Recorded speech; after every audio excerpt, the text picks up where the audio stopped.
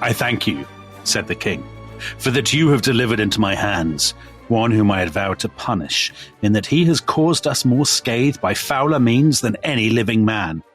Twice have I sworn..." I can't wait for the sentence, Dominic. How could he have written this without Go on.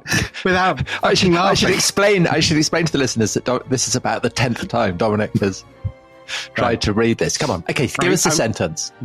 "Twice have I sworn that Peter the Red Ferret shall hang for all his noble blood and coat armour, if ever he should fall into my hands. Now at last his time has come." "Sire," murmured Nigel, "it ill becomes me to cross your royal will." The dark Plantagenet wrath gathered upon the king's high brow and gloomed in his fierce, deep-set eyes. "By God's dignity! No man has ever crossed it yet and lived unscathed. How now, young sir, what mean such words to which we are little wont? Have a care, for this is no light thing which you venture." Nigel faced the king with a face as grim as his own. "You may not put to death the Red Ferret." Yeah. So that, Tom Holland, was a reading from Sir Nigel by Sir Arthur Conan Doyle. And what a treat for all the listeners that there are going to be 2 more of those. Does the Red Ferret appear in the next 2 as well? What, next week? Yeah. No. Okay. No.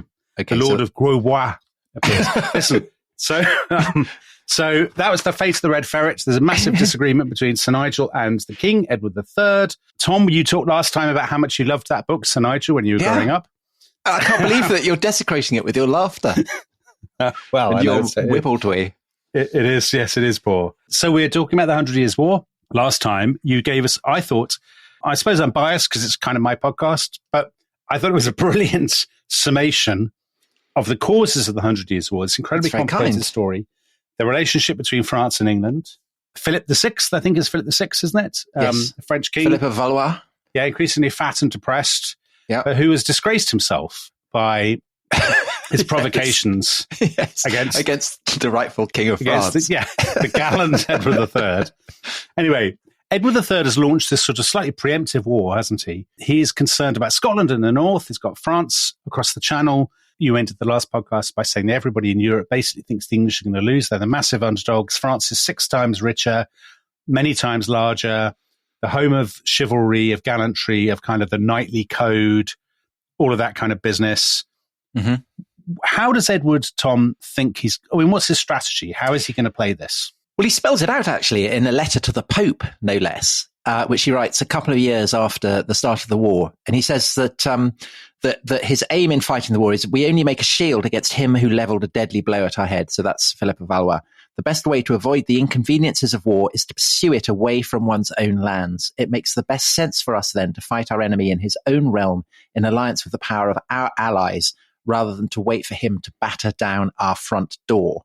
Okay, yep. So to do that, basically, he has to prevent the French from landing in England. And so he has to win control of the seas. But that's a challenge because ships are very, very expensive. So ideally, you'd be looking for a kind of knockout battle where you could perhaps, demolish the French fleet. And actually, the year before he wrote that letter to the Pope, there'd been a sign of how dangerous and precarious the situation is for England when the French, they burn Portsmouth to the ground. I think they leave a single church standing and then they attack Southampton. So right. This is a real danger for the English. And the other thing that he's saying is that, he's going to attack France in alliance with the power of our allies.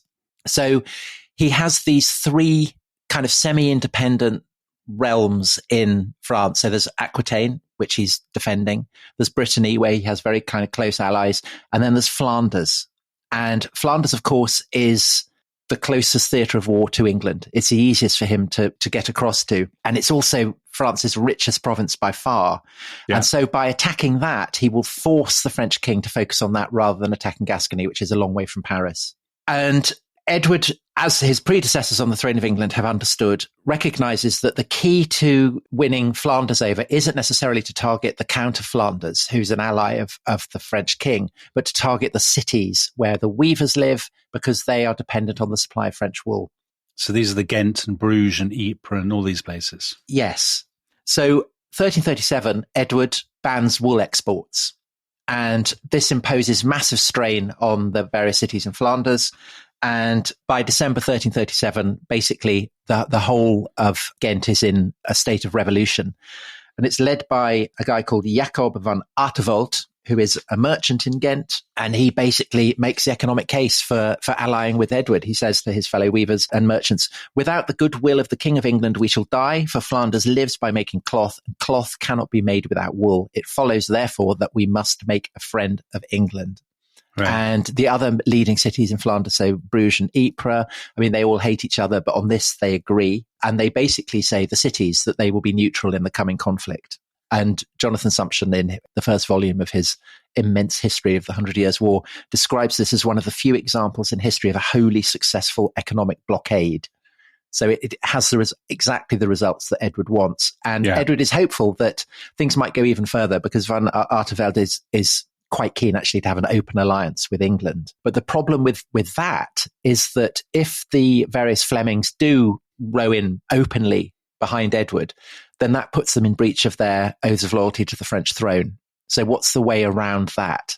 Well, the obvious way around that is for Edward to lay claim to the French throne. Oh, because then they're not. So they take their oaths so seriously. Because they've sworn them in the Bible or something. So yes, they do take it seriously. Yeah, well, they'd risk excommunication. Right. So Edward isn't yet ready openly to declare himself King of France, but in the spring of 1338, he sends ambassadors to Paris, where he addresses Philip VI, not as a king, but as Philip of Valois, and delivers a formal announcement that Edward is intending to conquer our inheritance, so France, by our force of arms. But it's so interesting that that's a tactic in the war rather than the reason for which the war is fought. It is. It's a symptom of war rather than a cause. Right. Okay. Absolutely. Yeah. But of course, Edward faces this problem that England compared to France is very, very puny. And his strategy basically requires him to there are 4 theatres of war. So there's Scotland. The Scots are misbehaving up in the north. Yeah. There's the south coast of England. So that's getting raided all the time. There's Gascony, of course, that needs defending. And now he's opened up this 4th front in Flanders. And this needs money. And so Edward borrows vast amounts from various Italian banks, and he also borrows vast amounts from the various cities in Flanders. And the cities in Flanders knows that Edward can only pay them back if he starts winning storming victories in France. Right. And they demand as surety that Edward crosses to Flanders and stays there. And so he does that. He invades France, northern France, in 1339. He's trying to provoke Philip into battle. Philip doesn't take the bait. And so basically by January 1340, Edward is really facing problems because his debts are just piling up. He's stuck in Flanders. Back in England, Parliament's becoming very resentful because Edward is demanding that they vote him more money, and it just seems to be a kind of bottomless hole. There's popular resentment in England. People are starting to write abusive poems about him and about the war. And so Edward, to try and kind of rally the cause, in January, he openly declares himself King of France. And he is backed in this throne by the Count of Hainaut, who is the father of his queen, Philippa, and by Ghent and all the various cities in Flanders. But in England, it's very unpopular because the English don't like the idea of their king becoming King of France. So it's not a rallying cry. Because they think they'll be relegated. Yeah, they do. And so Edward realizes that he's got a real problem in England. And so basically he's got to go back to England to sort it out. And the Flemish cities impose really humiliating terms on him. So he's able to go back, but he has to leave hostages, including several of his leading nobles, but also Philippa, his wife, his queen.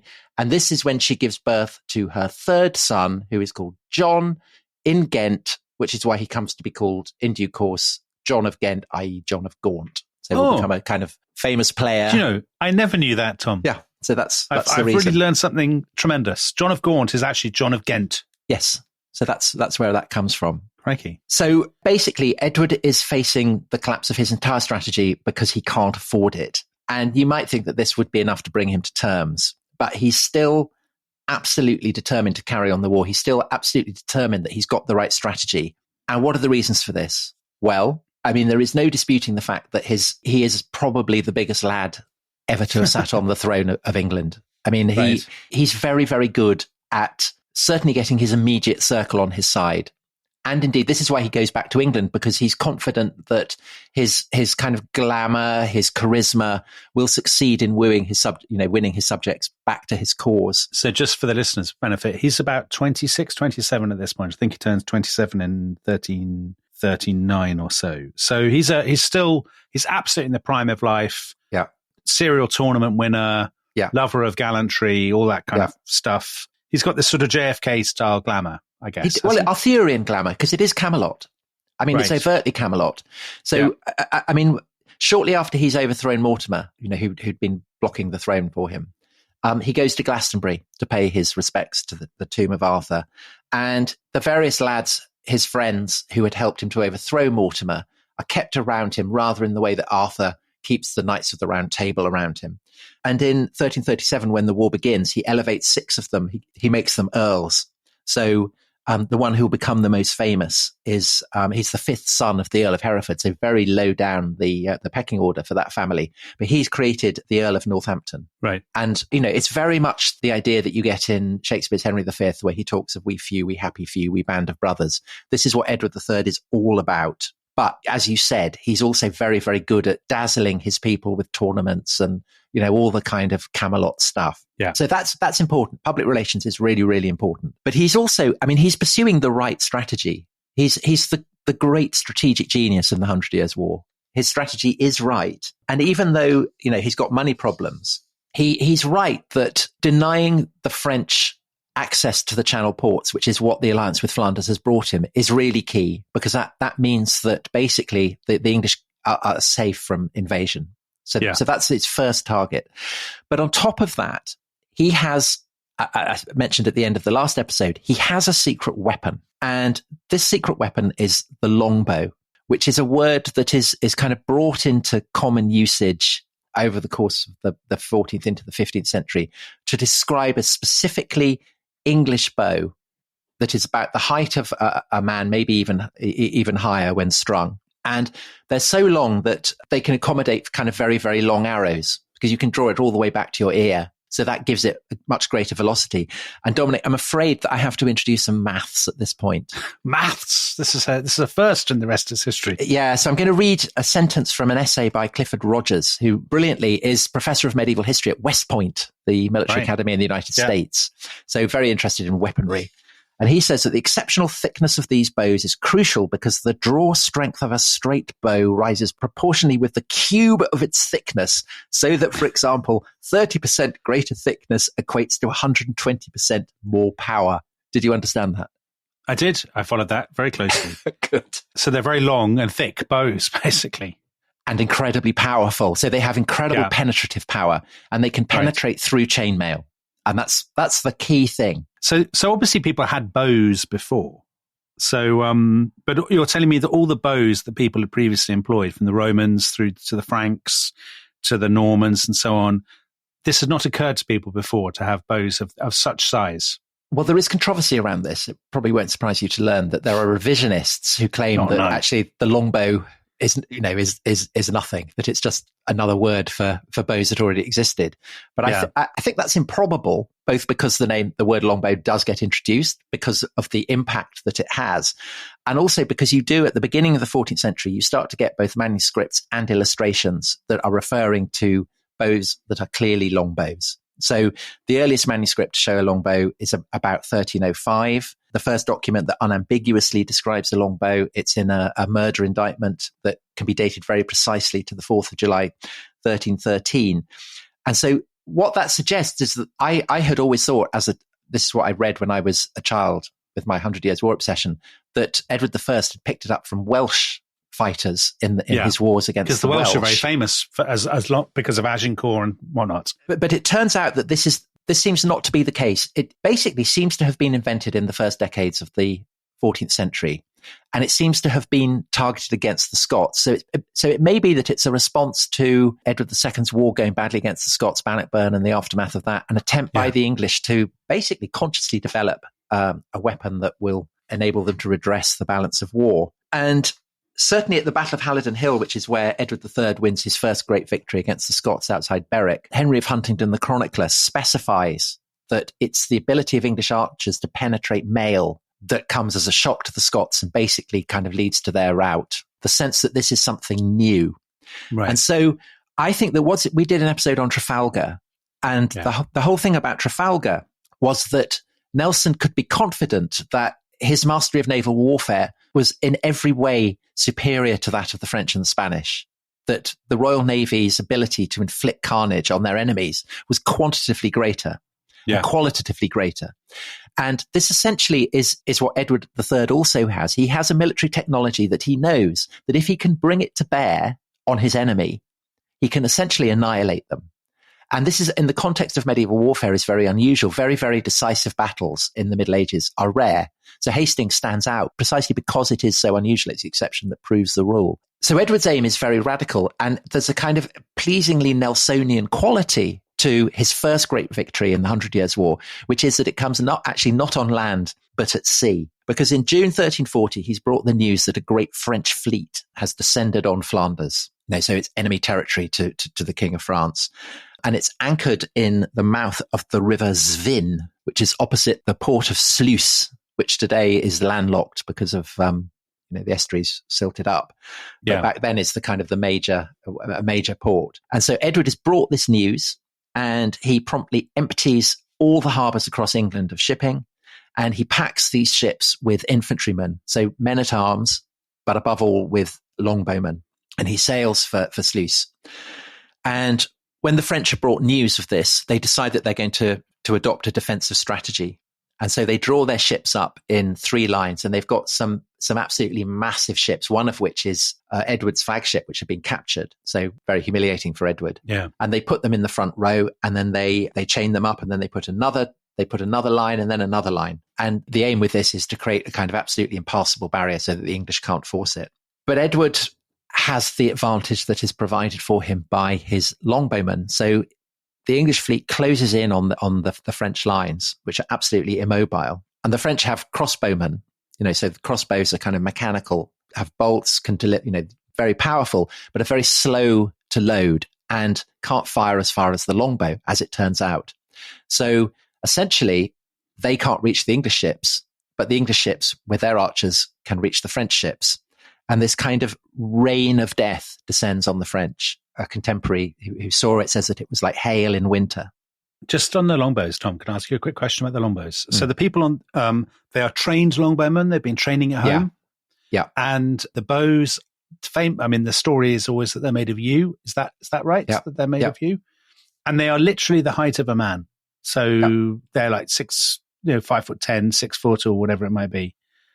And why is it that other people haven't copied the English? So, for example, why don't the French have longbows? Because there seems to be a technology that is distinctive to the English. They've developed it in the north of England. They haven't yet had a chance to unleash it and to demonstrate what it can do. So the French don't even know what's coming. They don't really know what's coming. And on top of that, I think that one of the reasons why the English king and the English nobility are so invested in using infantry as opposed to cavalry, which is the way that traditionally knights display their chivalric prowess, is that they've suffered the humiliation of the Battle of Bannockburn and defeat at the hands of Scottish infantrymen. So the lesson that they have learned from their defeat in the Scottish Wars of Independence is that infantry, and particularly archers, can defeat charging cavalry.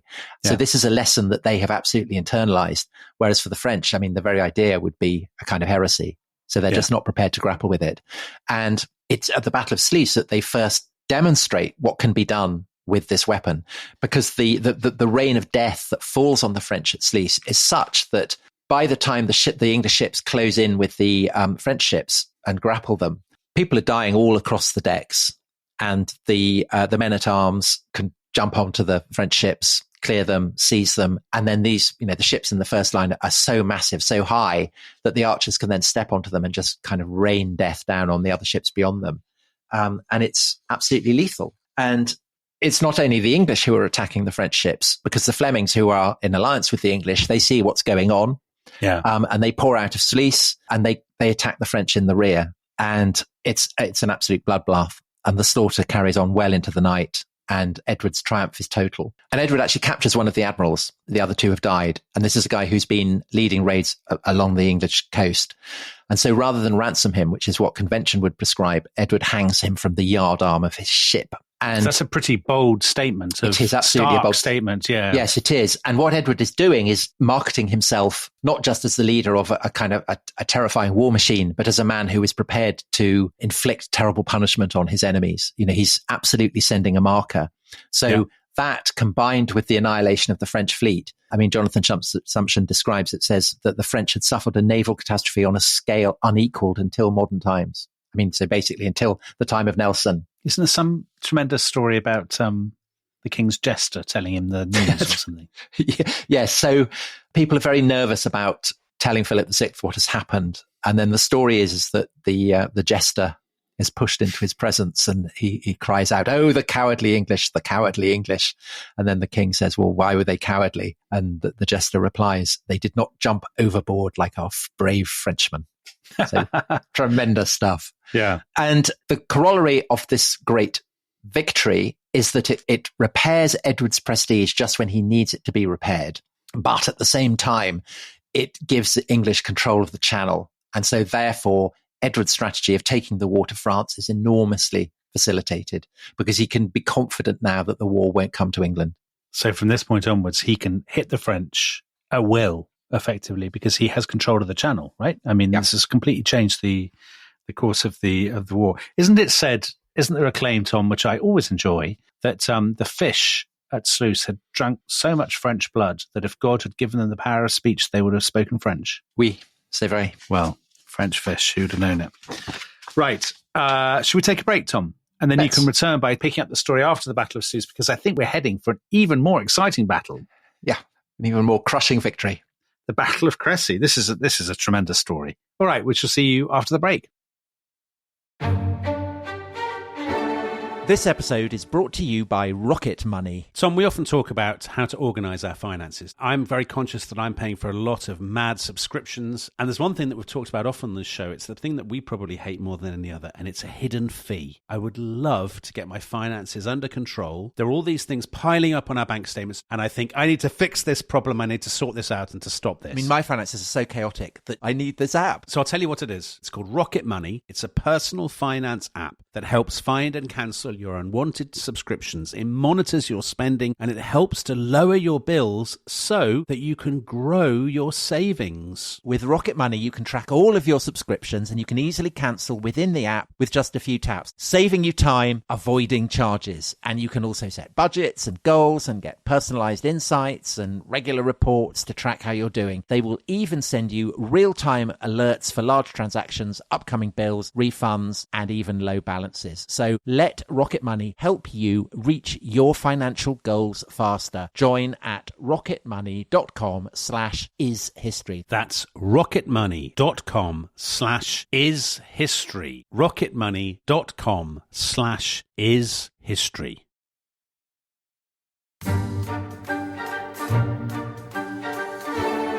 Welcome back to The Rest is History. You'll be relieved to hear there's no reading about the red ferret to queue up after the 27 takes that the initial reading took. But Tom, we ended last time by talking about the Battle of Sluys. Tremendous victory for Edward III.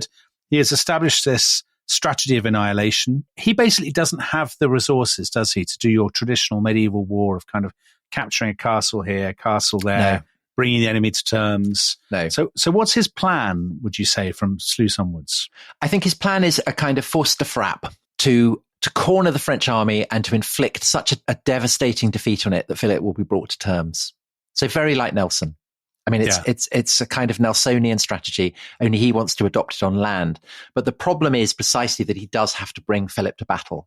And Philip is kind of wise to the dangers of that. And so basically there's a kind of deadlock and both sides are in a bad way. So Philip has lost the Battle of Sluys. He's lost naval control of the Channel. His lands have been wasted by Edward, who keeps kind of marching in and burning everything. So he's really lost face. He's lost prestige. But Edward III is, the Battle of Sluys doesn't help him with his finances. And so he actually ends up declaring bankruptcy and it precipitates the world's first great banking crash. Okay. So, we've got all this kind of stuff at the moment with Credit Suisse and all that kind of thing. Deutsche Bank. Well, it was Edward III who set off the first one. So, two great Italian banks are kind of brought crashing down in ruin. And you get the first Italian contemporaries condemning the bankers for their greed and stupidity. It's the first case of this. But isn't this a foreshadowing of how the war will end, Tom? Because isn't this a classic case of one of those wars that the French have so many more resources, and really, military historians would often say it's finance, it's industrial capacity, it's all these things that actually wins wars. So you can fight against that for so long, but you have to keep winning and winning and winning. And once you start to lose, the French can afford to lose battles. Yeah. And they're still in the game. The English cannot really afford to lose any. And so Edward, despite his great victory at Sluys, signs a truce with Philip and is absolutely, again, he writes to the Pope saying, basically, I haven't got any money. It's the money that's the problem. Right. But the war kind of rumbles on in the other great semi-independent fiefdom in France, which is Brittany, because in May 1341, the Duke of Brittany dies and the succession is disputed. So there's his half-brother, John de Montfort, who is very pro-English, and his niece, Joan. And Philip VI takes the side of Joan, marries her to his nephew, who's a guy called Charles de Blois. Yeah. And he summons John de Montfort, so the rival, to Paris under assurance of safe conduct and promptly arrests him, which is not good behavior, is it? It's kind of what I expect from a French king, though, to be fair. But John de Montfort, luckily, has a tremendously cool wife, Lady de Montfort, who bravely holds out, invites the English who come sailing over. Edward III comes across in person. Great success. So the Earl of Northampton, the guy who has been made an earl by Edward back in 1337, he captures Brest. And that's absolutely key because that is a port that controls, the headland of Brittany sticking out into the sea, and thereby makes the sea route from England to Gascony and Bordeaux secure. So that's a great strategic success. And 1343, there's another treaty signed, and basically things are starting to look up for Edward because he's now got his alliance in Flanders. He's got all kinds of footholds in Brittany. It's starting to look good, and he's starting to put flesh on the bones of his claim to be King of France. And he knows that this is, the more successful he is, the likelier it is that Philip is going to have to meet him in battle when the truce ends, which it actually ends in 1345. So Edward repudiates it a year early. And he sends an army to Gascony, planning to lead another into Normandy, but the terrible storms, and then everything goes tits up in Flanders because Van Artevelde, who the merchant from Ghent, who's very much his right-hand man there, gets killed by a mob. And so Edward has to go to Flanders to try and sort it out, which he does successfully. But it means that his invasion of Normandy is delayed for a year. So it's 1346 is the year where he decides that he's going to launch a full frontal invasion of France. And at this point, he's thinking, one battle, use the longbows, beat Philip, and the war is done and dusted. Yes. And so this is the largest expedition that he's organized. And whereas previously he'd been largely fighting using kind of continental allies, so Flemings or, allies from the German Empire or Bretons or whatever. With this one, it's the majority of his troops are going to be English. So he's taking the flower of English chivalry, but he's also taking a huge contingent of longbowmen and men-at-arms. Yeah. And the aim is to inflict such damage on France that Philip will have no choice but to meet him in battle. So it's kind of all or nothing strategy. I mean, yeah, it is. Because England doesn't have the manpower of France, right? So if Edward loses, he can't go back and dredge up another X thousand. So, sorry, actually, say X thousand. How many people are we talking about, would you say, by and large, in these kind of armies? Probably about 8,000 men. Right. Edward's leading about 8,000 men. Yeah. I mean, obviously, the French will be able to muster vastly larger numbers, but Edward is relying on the fact that he's a better commander and that his men are better. Right. But it is a huge gamble. I mean, not least because the risk of an English defeat is that Edward himself and he's taking his young son, Edward of Woodstock, the Prince of Wales, the man who in due course will come to be known as the Black Prince. So he's taking him as well. So if Edward, the Prince of Wales, and the flower of English chivalry get taken prisoner, I mean, that will bleed England dry. So it's a huge high stakes gamble that he's taking, but he's prepared for it very, very comprehensively. So he's taking large numbers of arrows. And he's also, for the first time in a medieval campaign, taking field cannon. So he's got 100 small cannon. Previously, they'd only ever been used in sieges. He's had powder prepared in the Tower of London, kept dry, brought with him. So it's all or nothing, basically. So they leave early July, 12th of July. They land in Normandy, actually next to the beach that in 1944 will be called Utah Beach. Crikey. So great broad beach. The landing, unlike in 1944, is unopposed. They land on the beach. Edward knights his son, the Prince of Wales. So very, very powerful moment. Yeah. And he brilliantly, he declares that he's launching this invasion, which is very sweet of him, out of compassion for the wretched fate of the people of France. Oh, he's doing it for compassionate reasons. He is. He's doing it to be kind. And so the moment he's landed, the English just start looting, burning, destroying everything in their path. So often the way, Tom, with people who proclaim their own kindness on social media. Yes. So he's doing it to be kind. And he marches through. I mean, Normandy is some of the richest arable land in France, burns it all. Yeah. And he embarks on what is called a chevauchée. And a chevauchée is basically lads on tour burning everything, kind of 15-mile band around the movement of the army. And he advances down the line of the River Seine, heading towards Paris, because he knows that heading for Paris, Philip won't be able to ignore that. So Philip is brought the news of this. And on the 22nd of July, he takes up the great royal standard, the oriflamme. And this is the marker of a French king who is taking war seriously. And at the same time, he sends messengers to Scotland to summon David II, who's gone back to Scotland to invade Northumbria. So right. The Weasel Scot, in Henry V's words. And he also summons troops from across France. And while he's waiting for these troops to come, he orders all the bridges across the Seine to be cut, so that Edward, who's on the south bank, is basically left with the choice of attacking Paris, which will be murderous because he doesn't have enough troops to get involved in street fighting in the city, or to retreat to Normandy, which would obviously be an enormous loss of face. Yeah. However, Edward isn't going to adopt either policy because he's convinced that it should be possible to find a crossing. And so in that conviction, he carries along the Seine, very, very pointedly burning and looting all the royal properties that he comes across and trying to find a bridging point. So they arrive at Rouen and they find that the bridge has been lost there. And there is a tremendous display of English heroism from a man who is, do you know what he's called? Well, you do, because you've got my notes. Word. He's called Sir Thomas Holland. He is. What are the chances? So this is one of the leading figures of English chivalry. And all of these podcasts have been building up to this moment, Tom. So Sir Thomas Holland, he's standing by the ruined bridge at Rouen, and he sees the French on the far side, and he bellows at them over and over again, St. George for King Edward, which I think is admirable behaviour. Does he fight anybody? Well, he can't, because he can't get at them. Oh. Because the bridge has been cut. Always the way with Tom Holland, all talk and no... No, Dominic, because you will see that Sir Thomas Holland acquits himself very, very well in due course. He could be, anyway, if they ever do a 100 Years War film, Tom, it would delight you to know that he could be played by Tom Holland, the well-known Spider-Man. Or me. Well, or you, but are you not a little Tom too Hollander old now? Or Tom Hollander. Maybe. Yes. Anyway, go on. So the English, they continue going towards Paris, and they come to a place called Poissy, which is a few miles outside Paris.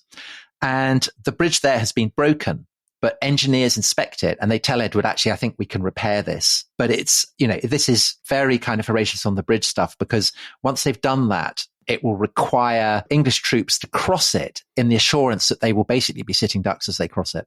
So, right. Very, very perilous. But the guy who steps up to the plate is the Earl of Northampton. Oh, the guy who was ennobled as a thank you. Yeah. Yeah. His sort of roistering his old pal. His roistering pal. Yeah.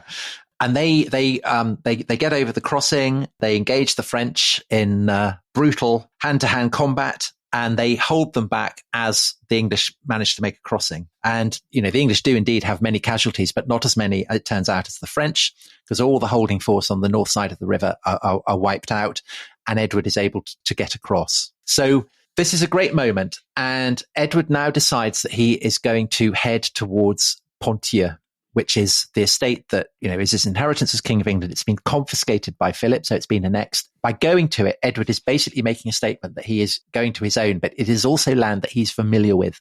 So he knows the terrain there. Right. The problem for him is that to get to Ponthieu, he has to cross another river, the Somme. Mm. And he gets to the banks of the Somme, and he again discovers that Philip has destroyed all the bridges. However, there is a ford. So this is a place called Blanchetaque, the white spot. And at low tide, this, it's blanche because there's a white stone can be seen. Yeah. And you go to cross. And they get there and they discover that it's guarded by 500 men-at-arms, by 3,000 Genoese crossbowmen. But again, Northampton steps up to the plate. So he takes 100 longbowmen, 100 men-at-arms across the estuary. The longbowmen rain of fire on the French guarding the northern bank. More and more English pile up behind it, storm up, 2,000 Frenchmen killed, entire English army cross. Just as the last Englishmen get to the north bank and the high tide makes the ford impassable. So it's kind of a bit like, Moses crossing the Red Sea, that kind of thing. So again, Edward has made it across and he can now head into Ponthieu, his own duchy, and he makes for the great forest of Crécy, where there is a position that will entirely suit the kind of battle that he wants to fight. Meanwhile, the French are coming on, chasing the whole time. So meanwhile, the French are crossing the Somme. And news is brought to Philip that Edward and the English have stopped at this hill by the Forest of Crécy, about 10 miles to the north. And the French start to move towards it. And Edward has drawn up his men in 3 lines. So his knights and his men-at-arms. So about 8,000 to 10,000 men in total. So the first line, the first battalion, is commanded by the Prince of Wales. Who's 16. Who is 16. And so he has a man with a wiser head by his side. Oh, no. And that man, Dominic, is Sir Thomas Holland. But of course. It's good of you to be in the front row, Tom. Yeah, I'm there. The second one is commanded by Northampton, right? Who's done tremendous service already. And the third is commanded by Edward III. Yeah, who's commanding the reserves, basically, is he? Yeah. And Edward puts the archers and the cannon. The French have no idea that the English have brought cannon with them because they've been strapped underneath the underside of the wagons. But the powder's been kept dry. The cannon are there. So archers and cannon are put in 2 great kind of clumps on either wing. And the archers dig holes and the archers dig trenches with spikes in front of them. And they put the wagons of the wagon train in front to create a kind of barrier between them and the French forces. And it's a very, very strong position. And Philip arrives on the morning of the 26th of August, and he recognizes that it's a strong position. And it's exactly the kind of battle that until now he has refused to join. Yeah. But he also knows that he just can't afford the loss of face that would result from refusing Edward the battle. And even though there are lots in his Council of War who urge him to do precisely that, he decides that they will fight and that they will wait for the late afternoon so that as many people who are coming to join him can arrive, but that they will fight it that day. And so he likewise draws his men up in 3 divisions. He's got about 25,000 men. So more than double. It's about 3 times the size. Yeah. Yeah. 3 times the size of the English army. So he puts his Genoese crossbowmen at the front, and the Genoese crossbowmen normally would have kind of wicker shields that they would put up and fire from behind the shields. But these are left behind in the baggage train that hasn't yet arrived. So they are without their protection. Right. And they are commanded by John, who is the blind king of Bohemia, who we mentioned in the first episode. I'll say it right now. Madness to have a blind man. Come on. I don't want to be ableist, but I wouldn't put a blind man in command. Yeah, but he's a great knight. He's a great knight. He's a paragon of chivalry. And that counts for more than being able to see. I was going to say being able to see is the absolute... No, being a paragon of chivalry is much more important. Well, we'll see how the battle works out for him. We'll see how it goes. Yeah. Then the second division is under the command of Philip's brother, who is a guy called the Count of Alençon. So right. Alençon is a fiefdom in Normandy that traditionally is awarded to the kind of second-ranking royal in the French family. Yeah. So that's the marker of the Count of Alençon's status. And the rear guard is commanded by Philip VI himself. Yeah. So the Genoese longbowmen advance to get within reach of the English, as they hope, and it starts to rain. And this is a disaster because it means that the cords on their bows start to slacken. But what about the longbowmen? Surely do their strings not slacken as well? No, because they've prepared for it. And also, of course, the range of the longbow is much greater than the range of the crossbow. So basically, the Genoese, without their shields, they can't fire arrows. They're not within range of the English. They get absolutely murdered. And their commander can't see, which is their commander can't see. Exactly. And so all the knights who are on their horses under the command of the Comte d'Alençon behind are seeing that the Genoese are being useless. Don't seem to be firing. Lots of them are starting to run away. And this rumor goes around that they're cowards or that they're traitors, that they're in the pay of the English. Yeah. And the Count of Alençon basically gets fed up with it, draws his sword, says they're all cowards. Let's ride them down. Philip behind him gets terribly excited, starts yelling in a loud voice, kill them, kill this riffraff, kill them all. Kill the riffraff. They're doing nothing. That's such a French thing to shout, isn't it? Le riffraff. The battle starts going badly. And basically he's saying, they're absolutely useless. They're in our way. Trample them down. And so the whole of the French cavalry starts careering across the battlefield, galloping down at their own troops. Well, they're Genoese, so they're expendable. I mean, they're just, they're archers. So poor tactics, Tom, I have to say.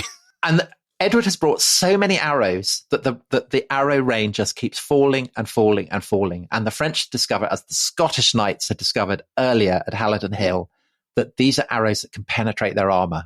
And, horses are collapsing. Knights are being horribly wounded or killed. There's a brilliant description by one of the French chroniclers who says that they were tumbling over each other like a vast litter of pigs. So kind of crashing down on top of each other. But some of them do get through. And of course, they attack the front English line, which is commanded by the Prince of Wales. Yeah. Who's only 16, but is already much taller than anybody else. He's a very physically prepossessing looking chap. And so he becomes the focus of the French attacks. At one point, his standard is dropped. It gets picked back up again. Messages go, are sent by Sir Thomas Holland, who's there trying to look after the Prince of Wales, back to Edward III saying, could you send some reinforcements? And this is where Edward III delivers one of the most famous lines delivered by any English king, where he turns down this request and says, "Let the boy win his spurs." Do you know, I remember doing this at school when I was about 10, and that line, I loved the Battle of Crécy. But that line, the "let the boy win his spurs," I just thought that was absolutely tremendous. It is, isn't Everybody comes out so well from that. Yeah. And as we've always said, we're a very patriotic podcast, so we're going to enjoy that. So the French keep attacking, and they keep getting wiped out. And things get so bad that it's obvious they're going to lose. And at this point, John of Bohemia, that paragon of chivalry, decides that he's let France down, he's let Philip VI down, but worst of all, he's let himself down. Yeah. He's absolutely let Bohemia down. And so he orders his squire to basically point him in the direction of the battle, and he just charges in. Is he even going the right way? How does he know? Well, you can hear the sound. So he charges into the melee, waving his sword around, and that's the end of him. Oh, he's killed. Meanwhile, Philip VI gets struck in the face with an arrow. He has to be led away. The Oriflamme is left trampled in the mud. It is exactly what Edward had wanted. It is a killing field. Oh. And as the sun sinks beneath the west, darkness spreads over the battlefield, sounds of screams of the dying and the wounded.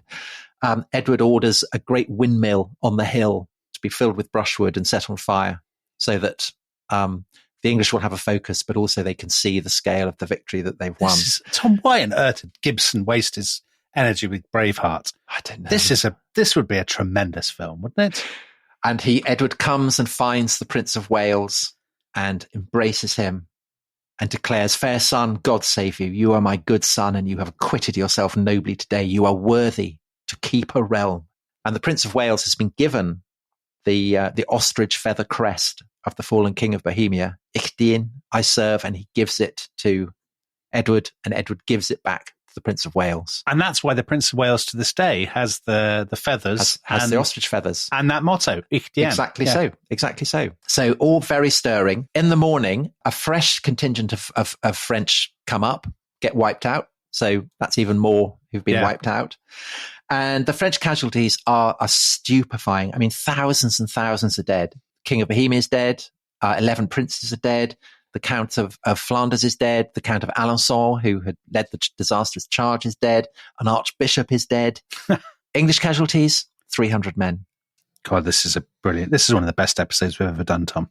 And so I mentioned about how, the similarities with Trafalgar. Ian Mortimer, in his book, Perfect King, about Edward III, writes that the importance of the Battle of Crécy cannot be exaggerated. It was the first major battle between two well-resourced martial kingdoms in which victory was obtained by projectile weaponry rather than hand-to-hand fighting. In that sense, it marks the advent of modern warfare, which is a very kind of striking claim to make. But, in the sense that from now on, basically, it will be first longbowmen, then, rifles and muskets and rifles and so on. So, I mean, it's kind of interesting. But it's a brilliant demonstration of the importance of technology, isn't it? I mean, because basically of military technology, the English are colossally outnumbered. They win because of technology. Yeah. strategy, or that sort of, rather than martial. I mean, ironically, given that we remember Crécy for kind of martial valor and the heroism of the Prince of Wales and whatnot, it's actually not won by that, is it? It's won by and so that's kind of the immediate impact of this, is that firstly it is a demonstration by Edward III that his chivalric prowess is now greater than that of France. So that's an incredible bragging right. But you're right that the victory has basically been won by archers, by yeomen and peasants, and not by knights. And Edward's genius really is to kind of fuse the stories that are told about the Prince of Wales with the achievements of the Longbowmen. And that over the next 2 decades will be a kind of very potent combination, a kind of very potent myth. This idea that knights and yeomen in the English armies are fused in a common sense of purpose. But the challenge for Edward, obviously, is now he's won his battle. What next? I mean, he hasn't become king of France. So what's he going to do? So his plan is to win, in the aftermath of this, he wants to win a permanent foothold in northern France, because the problem is landing on Normandy beaches. It's always risky. So he has targeted a place called Calais, which is very, very well protected. It's kind of surrounded by marshes, very high walls, commanded by one of France's best soldiers, a man called Jean de Vienne. But Edward is determined to seize it. It's a very, very long siege. It requires all his administrative ability, his strategic ability, his organizational ability. It involves blockades, naval blockades, the transfer of troops and foods and supplies and arrows and all this kind of thing. So incredible figures. Between July 1346, when he starts the siege, and September 1347, when Calais finally surrenders, England's port supplied Edward with 853 ships manned by 23,907 seamen.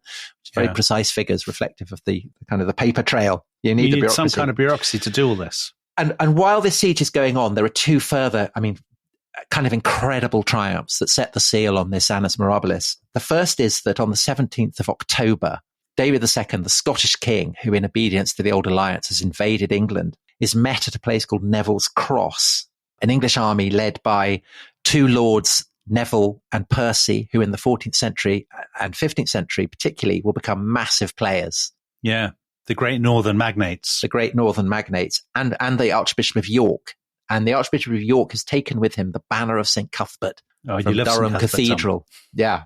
And Cuthbert, he gets in behind England because the Scots are absolutely wiped out, and David is taken prisoner. He's found hiding under a bridge and brought to London. They should have just stopped history then, shouldn't they? Well, no, because there's more to come, Dominic. There's more to come. Because England had won.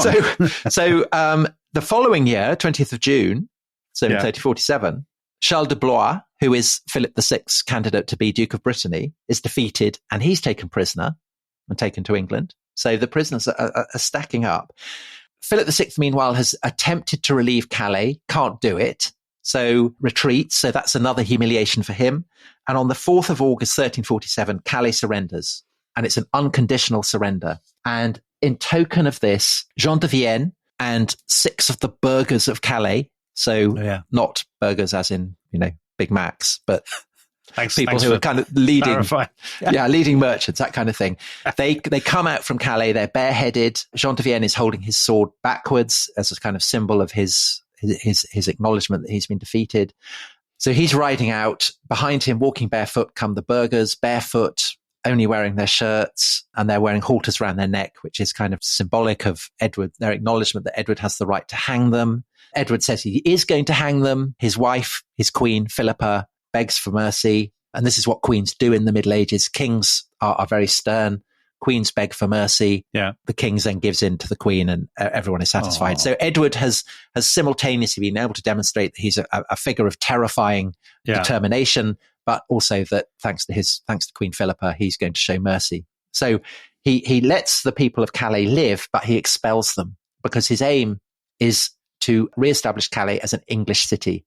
So people from England are given all kinds of trade deals and rights to live in Calais. And so there's a massive population transfer. So Calais is to be an English city. It is given a garrison that is the largest concentration of troops in any urban settlement in Europe. So it's an absolute triumph. The scale of English success is everything that Edward could have wanted. And so, of course, in the autumn of 1347, he is looking forward to continued successes, perhaps over the winter, perhaps into 1348. But Dominic, something intervenes.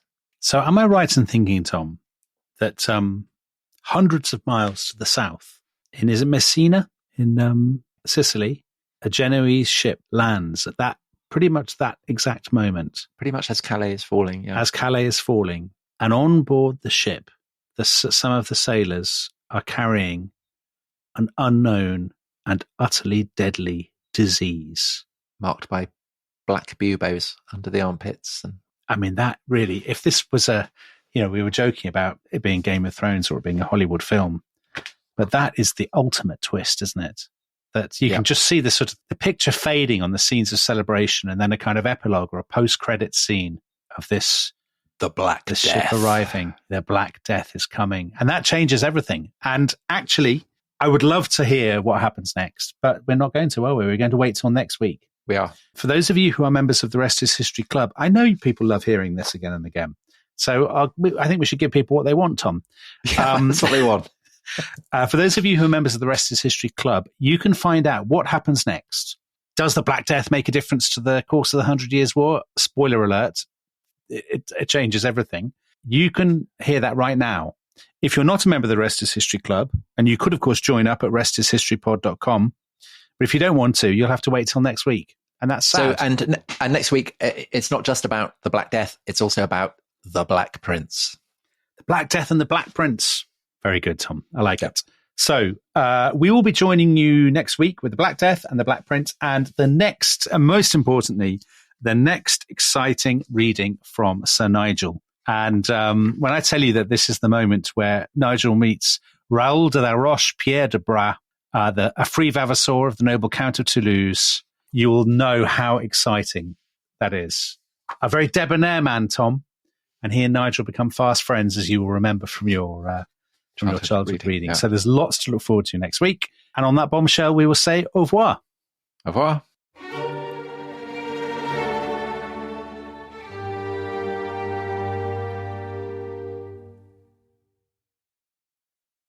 Thanks for listening to The Rest is History. For bonus episodes, early access, ad-free listening, and access to our chat community, please sign up at restishistorypod.com. That's restishistorypod.com.